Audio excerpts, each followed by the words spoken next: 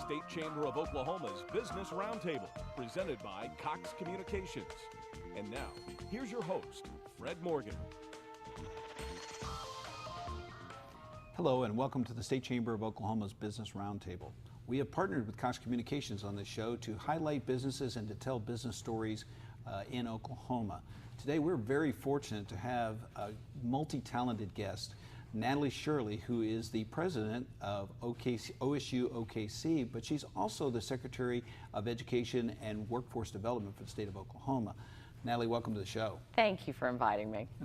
You tell our viewers a little bit about yourself. You've got a long history with a variety of careers, so tell us a little bit about it. Sure. I'm Oklahoma raised. I went to Blackwell High School, and then I went to a community college in Tonkawa, NOC. I went to OSU and then to OU. So my education is completely and fully courtesy of the state of Oklahoma. I have 6 children. 6 children? 6 children. 2 of them are going away to college, hopefully in 3 or 4 days, but we'll see. It's still a little iffy. I worked in the business industry. I'm a securities lawyer by experience, and I worked in the mutual fund industry in Washington, D.C. for 20 years. And then moved back to the state of Oklahoma, served as Governor Henry's Secretary of Commerce, and then went to OSU Oklahoma City, and Governor Fallon asked me to join her team as Secretary of Education and Workforce Development. Well, I was going to ask you about your hobbies, but with 6 children and 2 full-time jobs, I assume you don't have a whole lot of time for that. No, my hobbies sort of toggle between eating and showering. Very good. Well, you're serving in both roles. Why don't you give our viewers a taste of what you do in each of your roles? Okay. Well, as president of OSU Oklahoma City, my job is to set the policy for the university, and then of course ensure that it's carried out. And the mission of OSU Oklahoma City is to provide those middle skills jobs. So we have, I believe, the finest nursing program in the state, and it's a quite large program. We have fire and police, engineering technicians, and those sorts of jobs that really form the backbone of the economy in Oklahoma. And we have about 6,000 students every semester, and it's really just a joy to watch these students make a difference in their lives. Now, as the Secretary of Education and Workforce Development, I have several agencies, but of course there's Common Ed, Higher Ed, Career Tech, and then Workforce Development. And the job there is to communicate Governor Fallon's initiatives and her policies, and then to bring the concerns and issues back to Governor Fallon and sort of work through those together. But as I see the role, it's more to pull all of those units together so that we have a cohesive education policy in the state of Oklahoma.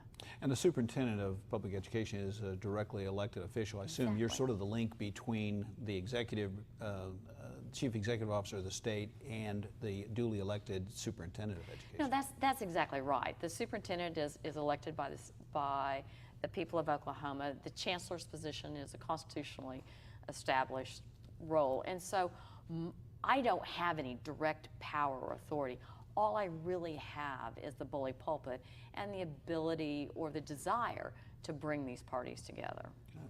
Well, you are the first female president of the OSU system. So you've been there 6 years. Yeah. So talk about some of your accomplishments and what you're proud of.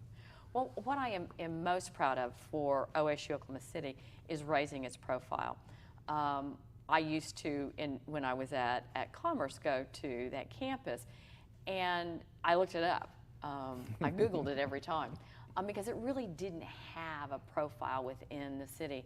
And so when I got there, what I wanted to do was raise its profile within the city and make sure that it was providing the community what it needed. I mean, community is in our name.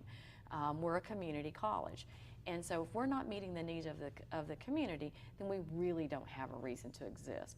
So I wanted to tie Oklahoma City more closely with OSU, Oklahoma City. But what I'm proud of, I think, is number one, raising that profile, but number two, establishing a culture of investment on that campus. So the community invests on that campus to make a better educational environment. But then our students go out and invest in the community. So it's a two-way street. I'm proud of the fact that we've doubled our graduation rate.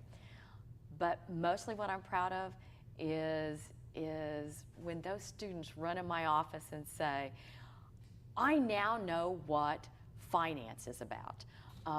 There is a constant roll of students in and out of my office. And that's really the best part of everything I get to do in terms of working, is seeing these students get to a place in their lives where their lives are going to be better and the lives of their families are going to be better. That's really what it's all about, isn't it? It is. So I know that there are college presidents throughout the state, and many of them have come from academia. Some have come from political backgrounds. You're one of the few that comes out of the business sector.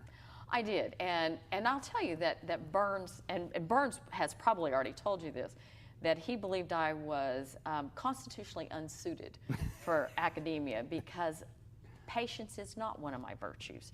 Indeed, I think patience is an excuse for slow people. I think that things need to move at the rate of business. And here I find myself in both government and education.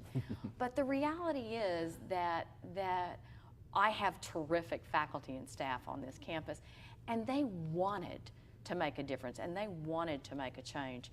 And so Burns agreed and hired me to do those things that we just described, to bring it up and to make it part of the equation of OSU, of Oklahoma City, and to bring it more within the fold of the OSU A&M system, because we'd kind of been an outlier. And so I partner all across the system and across the community to get the students, the community, and the system what they need. Okay. We need to take a break, and then you've got an exciting project you've been working on you want to tell us a little bit about after the break. I'm glad to. Come back and join us as we continue our discussion with Natalie Shirley, the president of OSU-OKC and our Secretary of Education.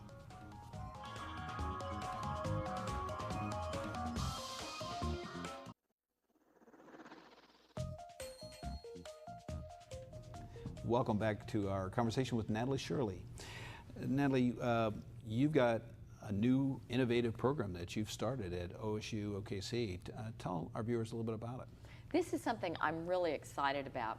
It's still somewhat of a pilot, although it's well on its way to fruition.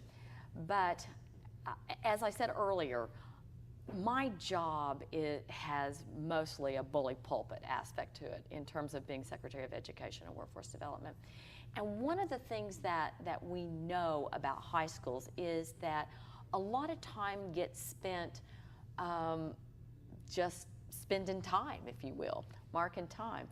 And so it seemed to me and to some of my partners that we could take that high school experience and help willing students, they had to be willing students to not only graduate from high school, but also get their associate's degree at the same time. And so we worked with the state regents, we worked with the superintendent's office to create a course of study so that students could do that. So I went to partner with Dove Academy.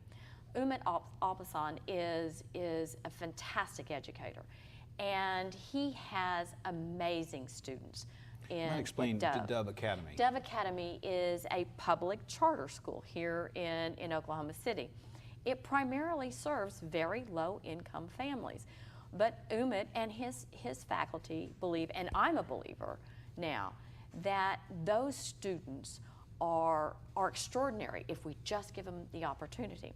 So I worked with UMIT and we developed this program, and it takes students that are willing, and their families have to be willing, and I'll come back to that in just a minute. But we take these students and we start them in college the summer before they go into their junior year. Now, these students have to make a commitment, because what that means is that many of these students aren't going to be able to participate in as many extracurricular activities as they might have been able to. And they might not be able to work to continue to support their families. But they made the commitment. And I am pleased to say, we started it this summer, I am pleased to say that every one of them, we have 20 students, every one of them did extremely well in collegiate level classes. Now, we put support around them in terms of study guides and tutoring and those kinds of things. And we check in with them often, because these are young kids. These are 16-year-old kids. But they did extremely well, and they're ready to start again come next week. They'll start college again.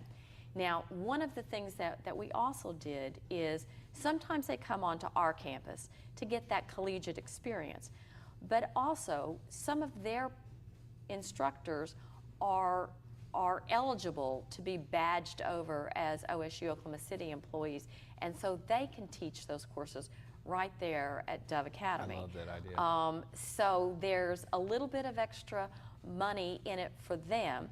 These students are getting the training, and when they graduate, they'll be juniors in college. It's fantastic. It's fantastic.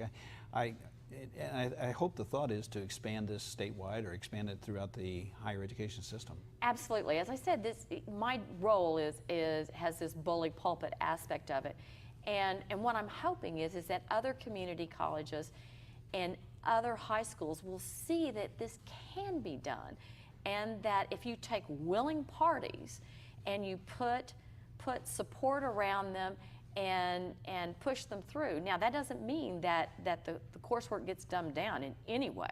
This is collegiate level work. So they have to be committed to it. But nevertheless, it can be done, and we can pull them through, and I'm hoping that we'll see this throughout the state.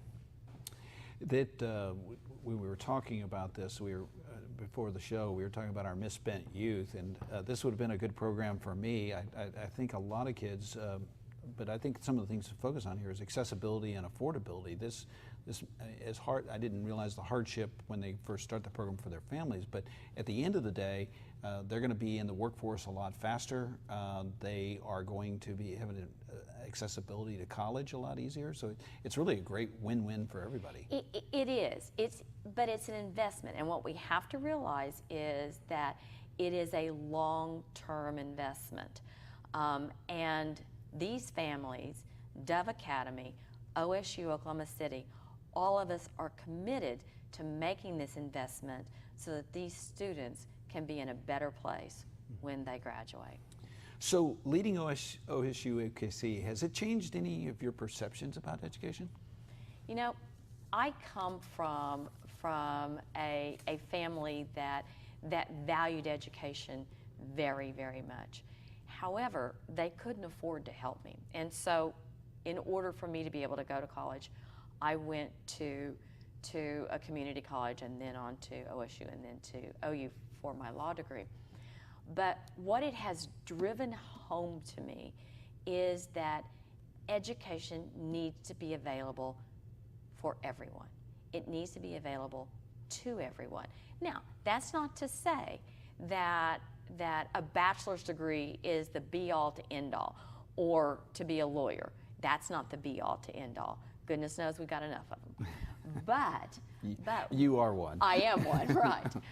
But what it does say is that some form of post-secondary training or education is essential, and we as Oklahomans need to look out into the landscape and make that available. Most of the students at OSU-Oklahoma City are working, they're poor. Some of my students live in their car. They live in their car. And they make choices as to, do I eat today or do I buy that algebra book? Now, we try to catch them and intervene when we can, but that's an everyday concern on my campus. But I see the results. I see these families when they come to graduation, and you can tell that they came from nothing, and their son or their daughter is going to be a nurse. They're going to be a policeman. They're going to be an engineering tech. They're going to go into public service. We have stopped the cycle of poverty right then and there, and that's what education will do. That's got to be very rewarding. We need to take another break, and we'll come back and talk a little bit more with Natalie Shirley. Come back and join us.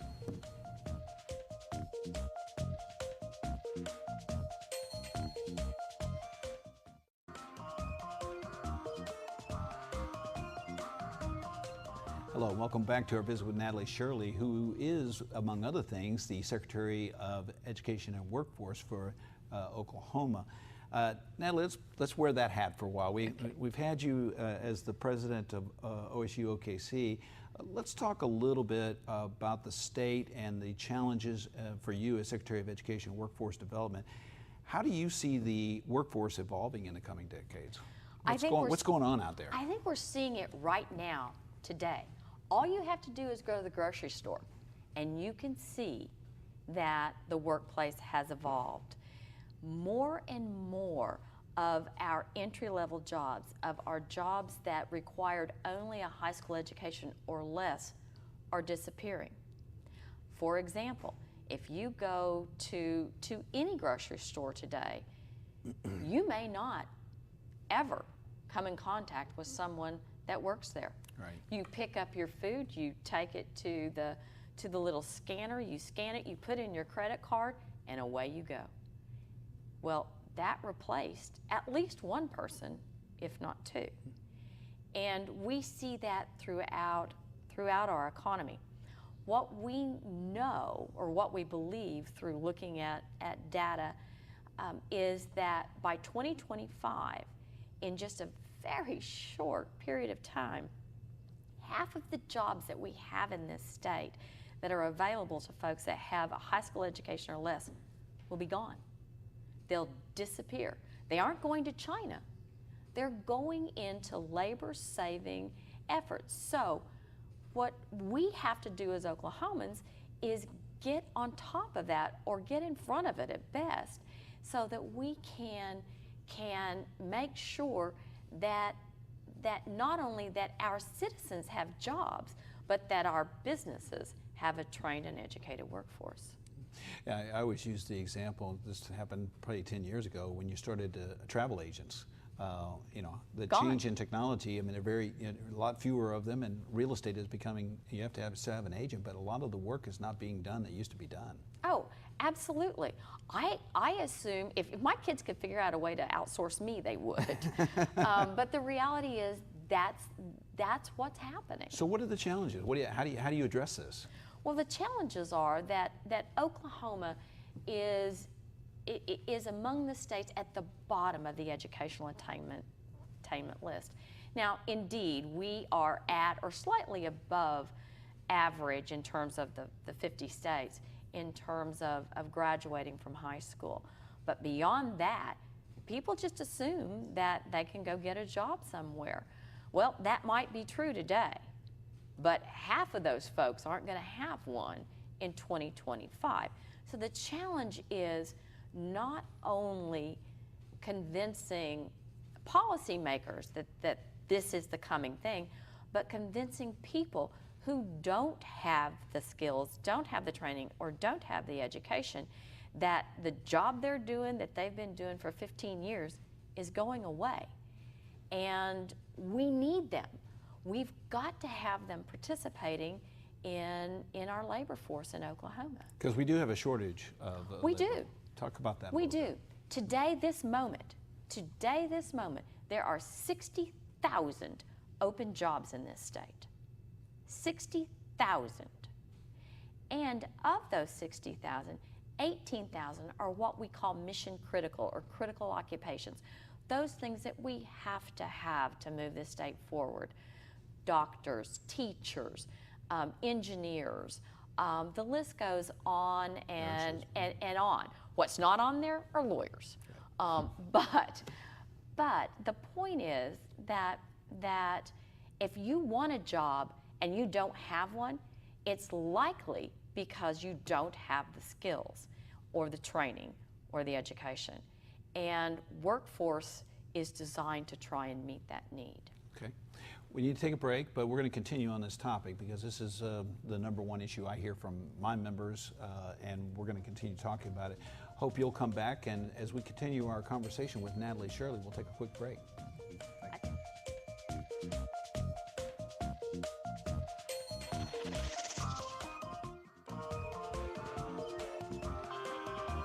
Trying to make use of the scene here. Hello, and welcome back to our conversation with Natalie Shirley.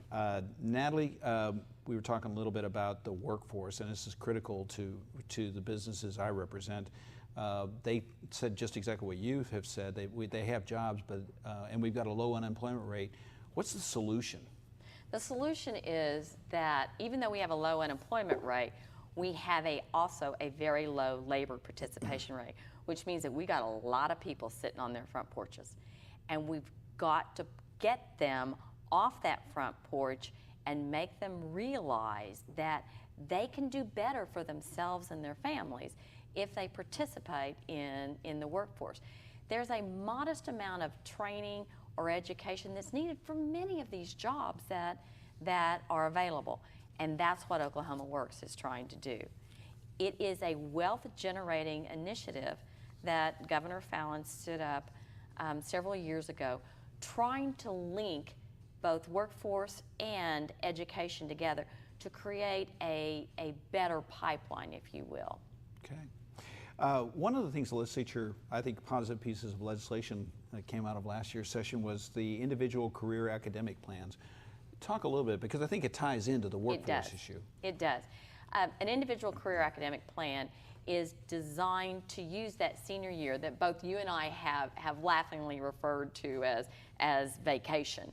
But to take that year and actually turn it into something, either remediate where a student really isn't college or career ready, or allow them to move forward and into college and to begin accumulating classes and credits towards that.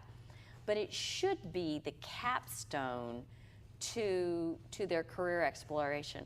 The most expensive place to do your career exploration is in college. That needs to be done in high school. And that's what the superintendent is trying to do through some of these initiatives. Two more quick questions. One, what do you consider your biggest accomplishment as Secretary of Education? And two, you announced your retirement as president of OSU-OKC. What are you going to do next? All right. So the first one, what I consider my biggest accomplishment. When I came in, there was a lot of rancor. Folks were distrustful within the education community itself, were distrustful, and at the Capitol were distrustful of each other. And I saw my role as pouring oil on the water to get people to work together, to understand how to partner. And I believe, or I am hopeful that that's happened. Now, that's a constant issue. Oh, yeah. You got to keep at it. But higher ed participating, common ed participating, the governor's office, working together is the only way we're going to solve these big problems. Plans after retirement? You know, I'm not sure. I'm brought in to fix things, and so I have two requirements. It needs to be broken, but it needs to be fixable. All right, we got to go. So thank you for being here with us today, and thank you for being with us on the show. We'll see you next time.